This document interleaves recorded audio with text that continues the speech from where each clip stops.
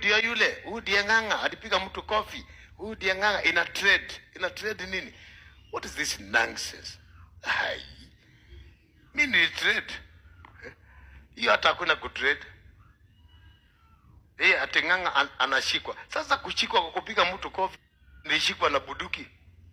Sasa hata ukaniambia nashikwa tukusa wenye kunishika wako wapi? Simkunywa chai mmalize mmoja mnishike. Hiyo ya kutishwa kushikwa iliisha. Niko na pesa, niko na lawyer, niko na Mungu. So nini sasa? Ninajua hata hiyo kesi najua faini yake ni ngapi, naweza ajia judge. Yaona hii kesi nitalipa 200,000. Nimejipiga fine. Kuliko upoteze muda wako wa kusikiliza kesi zingine. This I'll pay 200,000. You said how much? I said 200. Na ya kutoa, let me add 10 ya kutoa. Sasa ningekuwa mtu mwingine nisikia ati nitashikwa, ningetetemeka. Hata lawyer wangu mmoja alinipigia kaniambia, uko salama? Niko salama.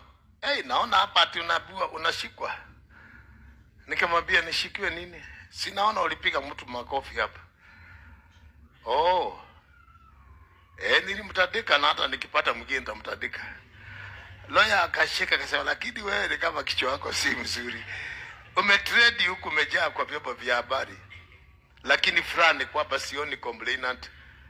Akasema hivyo. Nikamwambia hata complainant akiweko, yule aniita mimi mwenye ministry amechapa watu na akapindua meza zao. Kwa hivyo kama alitumia kiboko, mimi nikitumia mkono nitamwambia tu yeye, sorry sana nilitumia mkono, sikuwa na kiboko karibu. Na kwa sababu ni kutoa na kufukuza, you can't allow those people to come and live. Me, I don't play drama. I'm not a pastor.